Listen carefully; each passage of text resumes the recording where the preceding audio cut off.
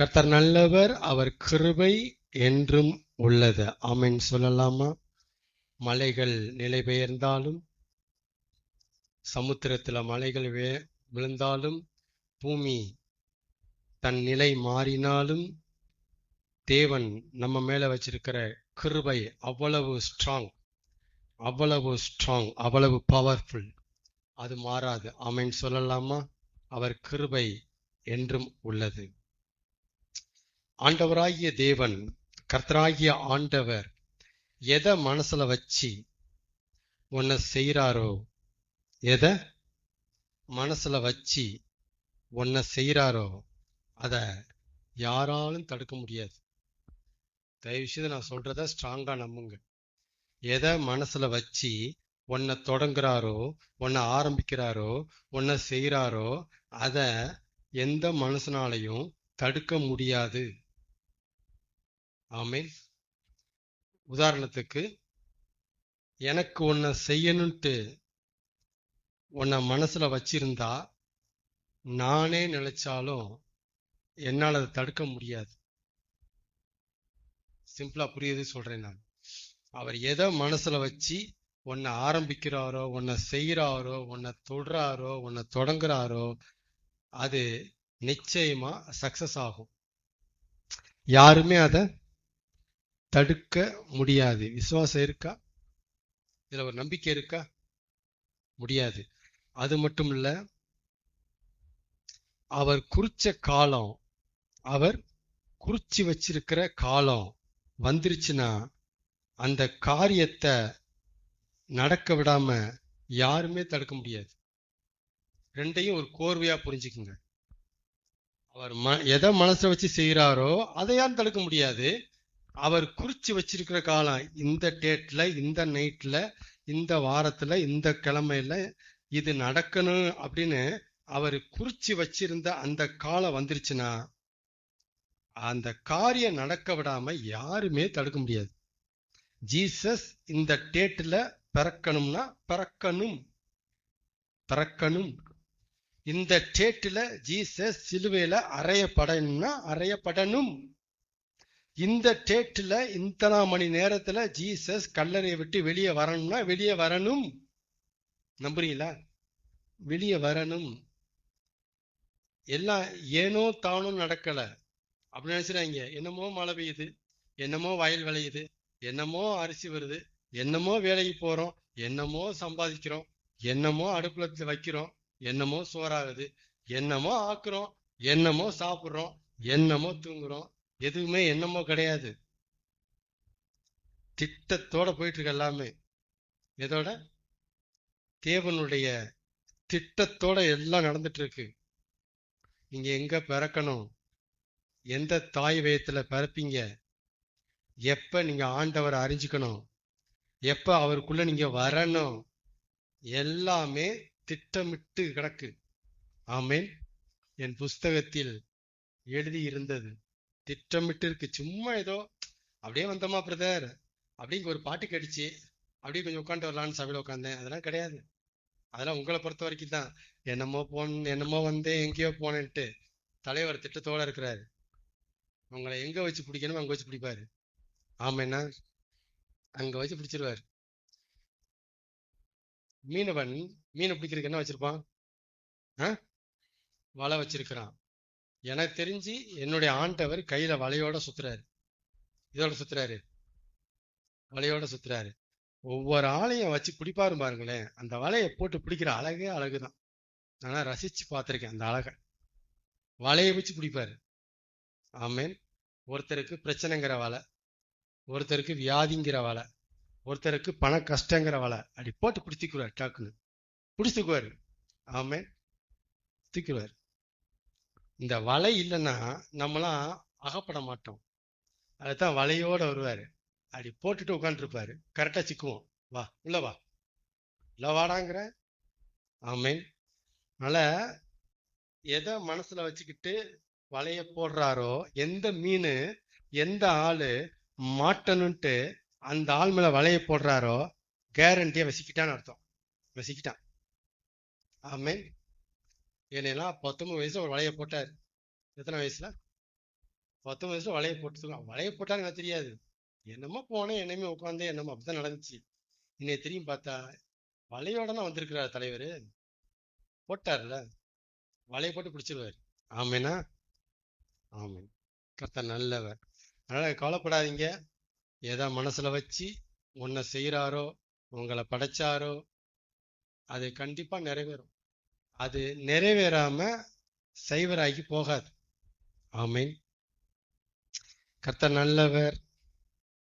அப்போஸ்தலர் நடவடிக்கைகள் 11ஆம் அதிகாரம் 26ஆம் வசனத்தை வாசிக்கலாம். அப்போஸ்தலர் நடவடிக்கைகள் புதிய ஏற்பாடு 11ஆம் அதிகாரம்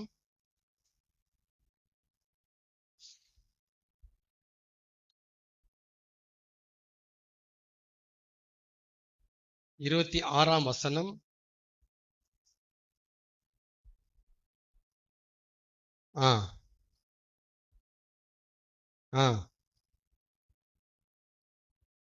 அந்த அப்போஸ்தலர்கள் ஜீசஸ் உயிர்த்தெழுந்து போனதுக்கு அப்புறம் அப்போஸ்தலர்கள் களத்துக்கு வர்றாங்க, அவங்க ஊழியம் பண்றாங்க.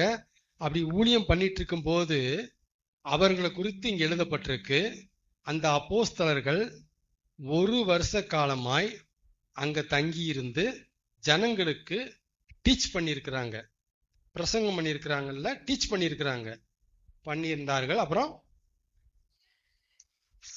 வெரி ஃபர்ஸ்ட் டைம், முதல் அந்தியோகியா என்னும் பட்டணத்திலே சீசர்களுக்கு கிறிஸ்தவர்கள் அப்படிங்கிற பேரு வைக்கப்பட்டது, வைக்கப்பட்டது. இவங்க யாருமே தங்களுக்கு கிறிஸ்டின் பேர் வைக்கல. கிறிஸ்டின்னு அந்த பட்டணத்துக்காரங்க இவங்களை கூப்பிட ஆரம்பிச்சாங்க. கிறிஸ்டினு அப்படின்னு கூப்பிட ஆரம்பிச்சாங்க. வேர்ல்டுலே ஃபர்ஸ்ட் டைம் இந்த காரியம் நடந்திருக்கு அந்தியோகியால. அதுக்கு முன்னாடி இப்படி அவங்களை யாருமே கூப்பிடல. ஃபர்ஸ்ட் டைமா கூப்பிடுறாங்க. பவுலை பார்த்தா அந்த கிறிஸ்டின் வரான், பேதுரை பார்த்தா அந்த கிறிஸ்டின் வரான். சரி, யாருக்கு கிறிஸ்டின் பேர் வச்சாங்க? எவர்களுக்கு கிறிஸ்டின் பேர் வைத்தார்கள்? யாரை கண்டு, யாரை பார்த்து இவங்க கிறிஸ்டின் சொன்னாங்க ஜனங்க? சீசர்களுக்கு. யாருக்கு? சீசர்களுக்கு. சபைக்கு போறவங்களை பத்தி இல்ல, சபைக்கு போறவங்களை பார்த்து அவங்க சொல்லல, சீசர்களுக்கு கிறிஸ்டினு அப்படின்னு பேர் வச்சாங்க. நம்பர் 1. நம்பர் 2, 1 கொரிந்தியர் 6ஆம் அதிகாரம், 1 கொரிந்தியர் 6ஆம் அதிகாரம் 17வது வசனம். அப்படியே முந்தின வசனத்தை வாசிக்கலாம். 16. வேசியோடு இசைந்து இருக்கிறவன் அவளுடனே ஒரே சரீரமாய், ஒரே மாம்சமாய் இருக்கிறான் என்று அறியீர்களா? இருவரும் ஒரே மாம்சமாய் இருப்பார்கள் என்று ஆதியாகமம் 2 சொல்லி இருக்கிறதே. அந்த மாதிரியே அதுபோலவே கர்த்தரோடு இசைந்து இருக்கிறவன் அவருடனே ஒரே ஸ்பிரிட்டா, ஒரே ஆவியாய் இருக்கிறான். யாரோட இசைந்து இருக்கிறவன்? கர்த்தரோட இசைஞ்சு இருக்கிறவன்.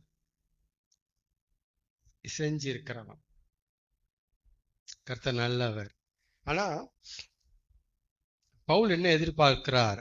ஆண்டவரோடு நாம இசைஞ்சு இருக்கணும்ட்டு எதிர்பார்க்கிறார். எப்படி இருக்கணுமா? இசைஞ்சுன்னா என்னது? இசைஞ்சி கொஞ்சம் எசைஞ்சு கொடுப்பா, எசைஞ்சு போ, கொஞ்சம் எசைஞ்சு போ. இசைஞ்சுன்னா என்னது? சரி, நான் டாபிக்ல போயிட்டு அப்படி வெளியே வரேன். நான் கிறிஸ்துவ கடவுளா கும்பிடுறதுனால நாம கிறிஸ்டின் கிடையாது அப்படிங்கிற உண்மையை முதல்ல புரிஞ்சுக்குங்க. கிறிஸ்துவ, இயேசுவ, ஜீசஸ நான் கடவுளா கும்பிடுறேன் சார், நான் அவரைத்தான் தெய்வமா வழிபடுறேன் சார், நான் அவரைத்தான் தெய்வமா ஆராதிக்கிறேன் சார், அதனால நீங்க கிறிஸ்டின் கிடையாது. தயவு செய்து நம்புங்க. இப்படி சொல்லிதான் ஏமாந்து கிடக்குறாங்க. அதனால கிடையாது. நீங்க இப்படி சொன்னதுனாலதான் அந்த கடவுளை விட்டுட்டு இந்த கடவுளை கும்பிட்டவனையும் நான் கிறிஸ்டின்ங்கிறாங்க. கடவுளை மாத்திரவனையும் நம்ம கிறிஸ்டின்ங்கிறாங்க. தப்பு. ஏன்னா அப்போஸ்தலர் நடவடிக்கைகள் 11:26 என்ன சொல்லுது? என்ன சொன்னுச்சு? இவங்க பவுலும் பேதுருவும் அவங்க கிறிஸ்துவ கடவுளா கும்பிடுறாங்க, அதனால கிறிஸ்டின் சொன்னாங்களா? இல்ல. சீசர்களா இருந்தாங்க, சீசிகளா இருந்தாங்க, சீசிகள் சீசர்கள், அதனாலதான் அவங்கள கிறிஸ்டின் சொன்னாங்க. நாம இன்னைக்கு என்ன பண்ணிட்டோம்? கர்த்தராகிய இயேசு கிறிஸ்துவை ஏற்றுக்கொள்கிறாயா? ஆம், நான் அவரை கடவுளாக அங்கீகரிக்கிறேன். ஞான ஸ்நானம் எடுத்து விட்டாயா? ஆம், நான் எடுக்கிறேன். நீ இப்பொழுது கிறிஸ்டின், நீ இப்பொழுது கிறிஸ்டின். அவங்ககிட்ட போய் தம் அடிச்சிட்டு இருக்கிறான். எப்போ நைட்டு சரக்கு அடிச்சிடான். யாரு? நேரா பார்த்தான்னு சொல்றேன். காலையில ஞான ஸ்நானம், நைட்டு கொண்டாடுறாங்க சரக்கு அடிச்சு. இது கிறிஸ்டினா? கிறிஸ்டினா? அது கெடுத்து வச்சது யாரு? சபையை. அதனால இயேசுவ கடவுளா கும்பிடுறவங்க கிறிஸ்டின் நம்பிராதீங்க. யாரு இயேசுவுக்கு சீசர்களோ அவங்கதான் கிறிஸ்டின், அவங்கதான் கிறிஸ்டின். ஏன்னா அப்படிதான் பைபிள் சொல்லுது. நம்பர் 1, கிறிஸ்துவ கடவுளா கும்பிடுறதுனால கிறிஸ்டின் கிடையாது. யாரு கிறிஸ்துவோட எசைஞ்சு இருக்கிறாங்களோ அவங்கதான் கிறிஸ்டின். எசைஞ்சு இருக்கிறாங்களோ அவங்கதான் கிறிஸ்டின். நம்ம எசைஞ்சு இருக்கிறோமா? எசைஞ்சு இருக்கிறதுனா என்னது? அவரோட எசைஞ்சு இருக்கிறவன் அப்படின்னா அவரோட பொருந்தி போறவன். எப்படி போறவன்? அவரை பொறுத்துட்டு போறவன் கிடையாது, அவரோட பொருந்தி போகணும், அவரோட பொருந்தி இருக்கணும். அப்படின்னா என்னது? கொஞ்சம் பொருந்தி இருங்க, கொஞ்சம் பொருந்தி போங்க. இதெல்லாம் சவுத் சைடு பேசுவாங்க. அந்த பக்கம் பொருந்தி போதல், பொருந்தி இருத்தல். அப்படின்னா என்னது? அவரோட கொஞ்சம் பொருந்தி போங்க, அவரை பொறுத்துட்டு போங்கல்ல, பொருந்தி போகணும். நாம கர்த்தரோட பொருந்தி போறோமா? பொருந்தி இருக்கிறோமா? அவரோட நம்ம பொருந்துறோமா? பொருந்துறோமா? பொருத்தம் பார்ப்போம் 10. நம்ம கர்த்தரோட பொருந்தி இருக்க பாக்குறோமா? புரியுதுங்களா என்ன சொல்றேன்? பொருந்தி இருத்தல் என்னதுன்னு கேட்டீங்கன்னா, அவர் எதை நம்புறாரோ அதை நானும் நம்புவேன், அவர் எதை நம்புறது இல்லையோ அதை நான் நம்ப மாட்டேன். அவரு என் ஆண்டவர், என் கர்த்தர், என் ஜீசஸ் எதை நம்புறாரோ அதையெல்லாம் நான் நம்புவேங்க. அவர் எதெல்லாம் நம்ப மாட்டாரோ நானும் நம்ப மாட்டேங்க. இங்க பாருங்க, ஆண்டவர் என் ஆண்டவர் ராசியை நம்ப மாட்டார், கிளி ஜோசியத்தை நம்ப மாட்டார், குறி சொல்றதை நம்ப மாட்டார், ஜாதகத்தை நம்ப மாட்டார், திசையை நம்ப மாட்டார், நாள் பார்க்கறத நம்ப மாட்டார், நல்ல நேரத்தை நம்ப மாட்டார். நம்புறீங்களா? எதையாவது? என் ஆண்டவர் இதெல்லாம் நம்ப மாட்டாரு, நானும் நம்ப மாட்டேன். பரவாயில்ல, நல்லா பொருந்தி போறானு. இதான் எசைஞ்சிருத்தல். பொருந்தி போறோமா? என் ஆண்டவர் பிசாசு இருக்கிறான் நம்புறாரு, நானும் நம்புவேன். என் ஆண்டவர் பிசாசு வழி கெடுக்கிறான் மனுஷனை நம்புறாரு, நானும் நம்புவேன், நானும் நம்புவேன். அவர் எதெல்லாம் நம்ப மாட்டாரோ அதை நானும் நம்ப மாட்டேன். அவர் எதையெல்லாம் நம்புறாரோ நானும் நம்புவேன். ஏன்னா உயரமான ஸ்தலங்களை நடக்க பண்ணுவார்ட்டு நம்புறாருன்னா நானும் நம்புவேங்க, நம்புவேங்க நானு. ஆமேனா? பொருந்தி போறோமா? பொருந்தி போக மாட்டோமே. ராசி பார்க்காடான்னு சொல்லி தள்ள அடிப்பாரு, நம்ம அன்னைத்தான் ராசி பார்ப்போம். பூனை குறுக்க போச்சு பிரதர், அதான் சர்ச்சைக்கு வரல, இப்படி சொல்ற விசுவாசினா இருக்காங்க. பூனை குறுக்க போயிடுச்சான், சர்ச்சைக்கு வரலையா? ராசி பார்க்கறது. அப்புறம் அவருக்கு எது பிடிக்குமோ அதான் எனக்கும் பிடிக்கும், அவருக்கு எது பிடிக்காதோ அதெல்லாம் எனக்கும் பிடிக்காது. பொருந்தி போறோமா? முதல்ல நம்புற விஷயத்துல பொருந்தி போறோமா, அப்புறம் விருப்ப விஷயத்துல, ஆசை விஷயத்துல, பிடிக்கிற விஷயத்துல அவரோட பொருந்தி போறோமா? அவருக்கு பாவம் பிடிக்காதா? எனக்கும் பிடிக்காது பிரதர், சொல்ல முடியுதா? சொல்ல முடியுமா? நம்ம பொருந்தி போறோமா? அப்படி இடிக்குதே. அப்ப நாம அவரோட எசஞ்சே இருக்கல, ஆனா நமக்கு என்ன பேர் வச்சிருக்கிறாங்க? அதெல்லாம் பரவாயில்ல. என்ன பேர் வச்சிருக்கிறாங்க? நாம அவருக்கு எசஞ்சே போகல, ஆனா நமக்கு உலகம் என்ன பேர் வச்சிருக்கு? கிருஷ்ணு. அந்த பொம்பளையா கிருஷ்ணு? ஏதோ சொல்றீங்க, பொட்டு வைக்காதுல்ல,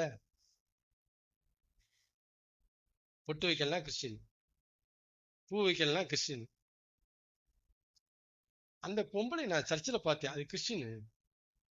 என்னென்ன அடையாளம் வைக்கிறாங்க கவனிங்க. ஆனா உண்மையான அடையாளம் அது இல்லவே இல்லை, இல்லவே இல்லை. கர்த்தரோட எசைஞ்சு இருக்கிறவன் ஆட்டோமேட்டிக்கா சர்ச்சுக்கு வருவான். அவன் எப்படி வரான் போவான்? அப்போ ஒரு ரகசியம் என்னன்னா, சீசர்களும் சபைக்கு வருவார்கள், சீசரா இல்லாம நடிக்கிறவங்களும் சபைக்கு வருவாங்க. நம்பலாமா அத? கர்த்தர் நல்லவர். அதனால ஆண்டவர் எனக்கு கற்றுக் கொடுத்தது, எல்லாரையும் கிறிஸ்டின் சொல்லாதடா, ஏமாந்து போகாதடான்னு சொல்லி கொடுத்தாரு. எல்லாரும் கிறிஸ்டின் கிடையாதுடாப்பா, அவங்க எனக்கு கடவுளா கும்பிடுறேன்னு பேரை வச்சுக்கிட்டு கிறிஸ்டின்ட்டு சர்டிஃபிகேட்ல மாத்திக்கிட்டு கவர்மெண்ட்டை இலவசமா வாங்கிட்டு இருக்கிறாங்கடா. நம்பாதடா. யாரு சிசியோ யாரு சீசனோ அவங்க தானே கிறிஸ்டின். யாரு எனக்கு பொருந்தி போறாங்களோ, என்னுடைய குணத்துக்கு, என் மனசுக்கு, என் நினைப்புக்கு எந்த மனுஷன் மனுஷி பொருந்தி போறாங்களோ அவங்க தானே கிறிஸ்டின். நம்புறமா இருக்கா நம்பாம இருக்கா? சொல்ற பாயிண்ட். நம்பலாமா? இது கொஞ்சம் கடினமா இருக்கு, இதுல கொஞ்சம் சலுகை கொடுங்கன்னா என்னால கொடுக்க முடியாது. இப்படித்தான் அவர் இருக்கிறாரு. ஆமென். கர்த்தர் நல்லவர். ரெட்டை வேஷம் போடுறது அது பிசாசுக்கே உரிய கேரக்டர். என்ன வேஷம்? ரெட்டை வேஷம். அப்படின்னா என்னது? உங்களுக்கு எதுவுமே தெரியாது, நான் பாட்டு சொல்லிட்டு இருக்கிறேன். ரெட்டை வேஷம் உங்களுக்கு தெரியவே தெரியாதுல்ல. எப்படியா உங்களுக்கு சொல்லி புரிய வைக்கிறேன். ரெட்டை வேஷம்னா எப்படி இருக்கும்?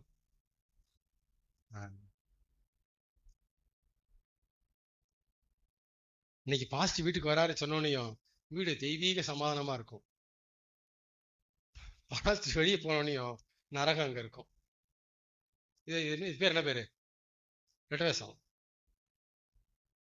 உள்ளுக்குள்ள அந்நிய பாசை, வெளிய தாறுமாறான பாசை. ரெட்டை வேஷம். நான் என்ன சொல்றேன், ஏதேன் தோட்டத்துல பிசாசு ரெட்டை வேஷம் போட்டான். உள்ளுக்குள்ள ஏவாள் நாசமா போகணும், அதான் உள்ளுக்குள்ள. வெளியே நீ நல்லா இருக்கணும் தாயி, தாயி நீ நல்லா இருக்கணும், இந்த பழத்தை மட்டும் சாப்பிட்டா நல்லா இருப்ப தாயின்னா. உள்ளுக்குள்ள என்ன சொல்றான்? இதோட கண்டண்டாவா. இதான் உள்ள. ஏவாள்கிட்ட பேசும்போது நல்லா இருக்கணும் தாயி, அதை போயா சாப்பிட வேணான்ட்டு அந்த ஆள் சொன்னாரு.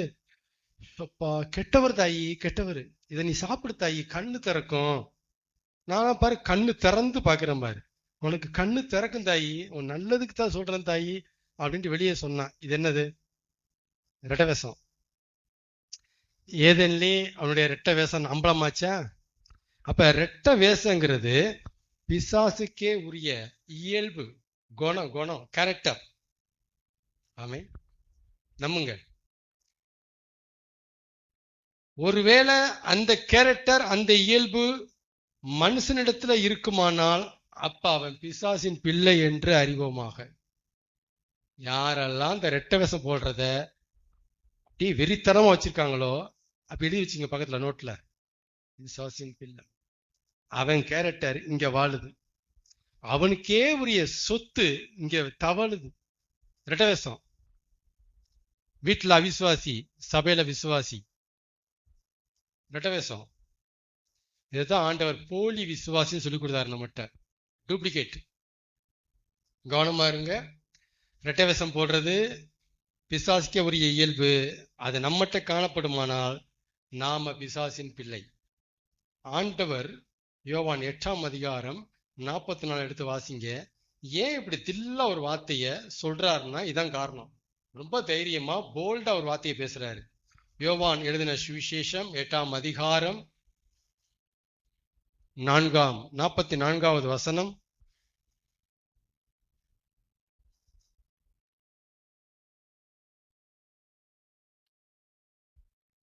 நீங்கள் உங்கள் பிதாவாகிய பிசாசானவனால் உண்டானவர்கள். எதை வச்சு சொல்றாரு?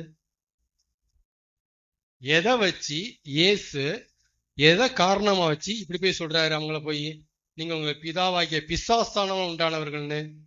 அப்புறம் உங்கள் பிதாவினுடைய இச்சைகளின்படி நடக்க மனதாய் இருக்கிறீர்கள். அப்படித்தானே சொல்றாரு. அவனுடைய இச்சை என்ன? 43, 42, 41 பாத்தீங்கன்னா அவனுடைய இச்சை அங்க எழுதப்பட்டிருக்கு. இயேசுவை கொலை செய்ய தேடுறாங்க, இயேசுவை கொல்ல பாக்குறாங்க. கொல்லவும் அழிக்கவும் திருடவும் வருகிறானே அல்லாமல் வேறொன்றுக்கும் அவன் வர்றான். இதுதான் துறை வர்றாரு. இயேசுவை கொலை செய்ய இஸ்ரவேலர்கள் துடிச்சிட்டு இருந்த அந்த நேரத்துல தான் இயேசுக்கு ஒரு வார்த்தையை பேசுறாரு. நீங்க உங்கள் பிதாவாகிய பிசாசானால் உண்டானவர்கள், உங்கள் பிதாவின் நிச்சயின்படி செய்ய மனதா இருக்கிறீர்கள். அவன் ஆதி முதல் மனுஷ கொலை பாதகனாய் இருக்கிறான்.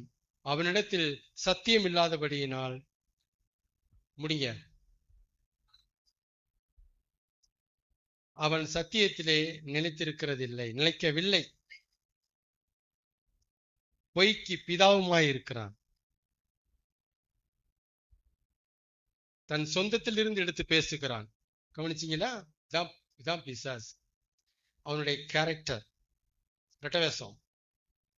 கொலை செய்யறது, இதை பண்றது, அதை பண்றது, இதெல்லாம் பண்றான். அதனால கவனம் பாருங்க. சின்ன டிப்ஸ் இது. ரெட்டை வேஷம் போடுறது பிசாசுக்கு ஒரு கேரக்டர். நாம் அதை போடக்கூடாது. அந்த வேஷத்தை தரிக்க கூடாது. உள்ளதை உள்ளதென்றும் இல்லதை இல்லதென்றும் சொல்லுங்க. அதனாலதான் மைக்க பிடிச்சி நான் இந்த மாதிரி பேசுறேன். நீங்க நம்பினாலும் சரி, நம்பாட்டாலும் சரி, ஏத்துக்கிட்டாலும் சரி, ஏத்துக்காம போனாலும் சரி, இருக்கிறத நான் அப்படியே போட்டு உடைக்கிறேன். டூப்ளிகேட் விசுவாசினா இப்படித்தான் இருப்பாங்க. ஆமீன். கர்த்தர் நல்லவர். சின்ன சப்ஜெக்ட முடிச்சிருவோம், நேரம் இல்லை, நிறைய இருக்கு, பேச வேண்டியிருக்கு.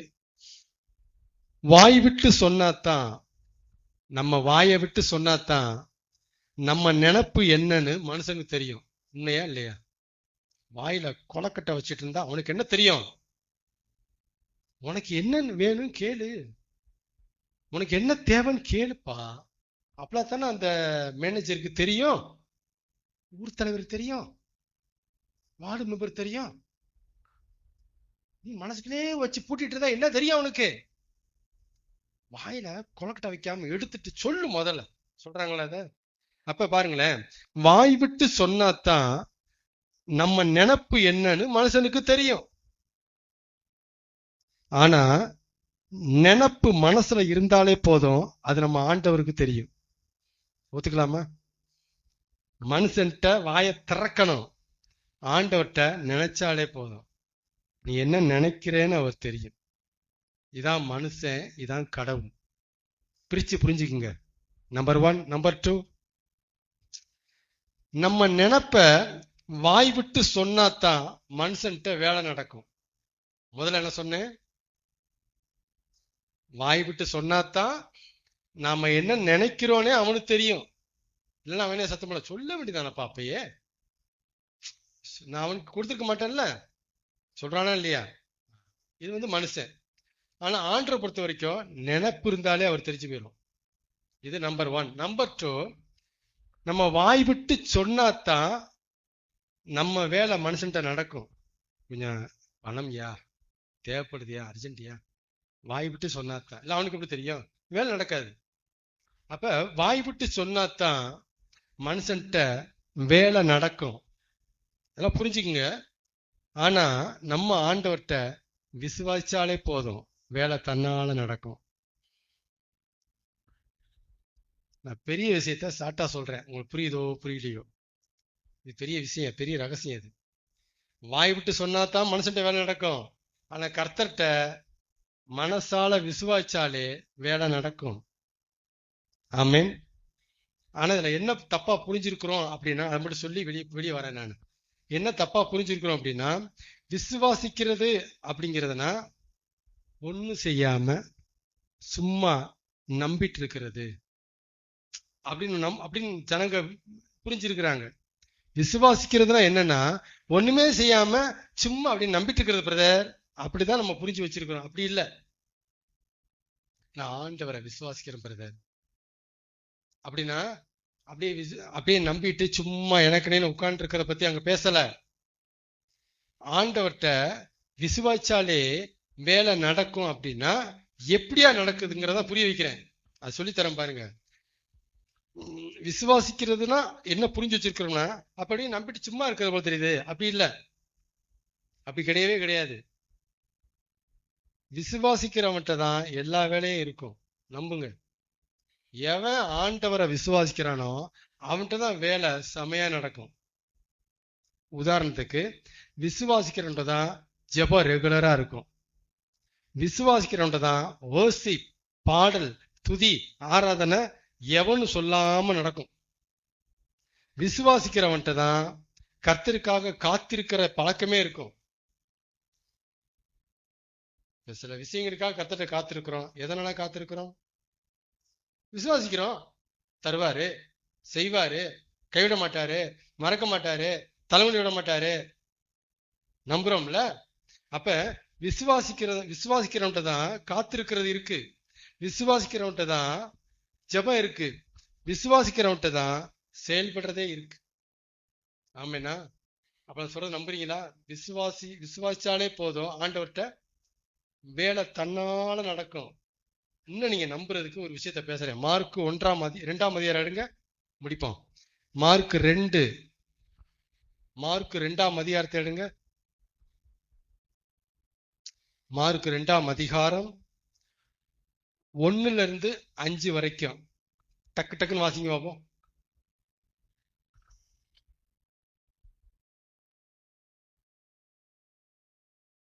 கப்பர்நகூமுக்கு போனார்.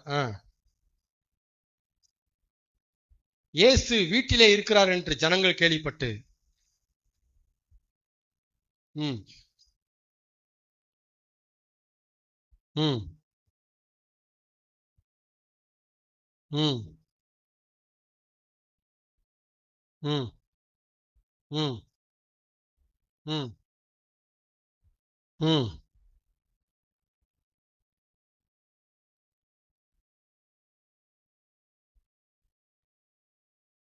ம்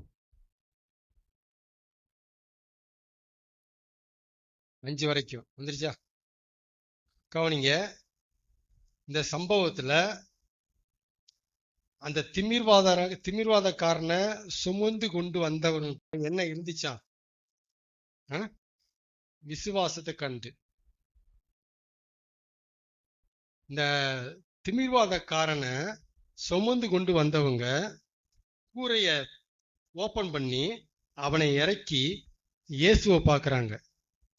இயேசு அண்ணாந்து அவங்க விசுவாசத்தை பார்க்கிறாரு. கவனிச்சிங்களா அத?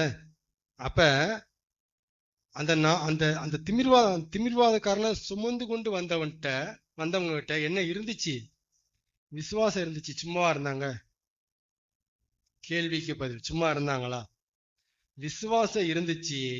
அதனாலதான் எவனுமே செய்யாத ஒரு வேலையை மேலேறி ஓபன் பண்ணிவிட்டாங்க. அப்ப என்ன சொல்ல வரேன்னா, விசுவாசம் இருந்தா நம்ம அப்படியே சும்மா இருப்போம் பிரதர்? கிடையாது. உங்கள்கிட்ட விசுவாசம் இருந்தா அது உங்களை சும்மா இருக்க விடாது.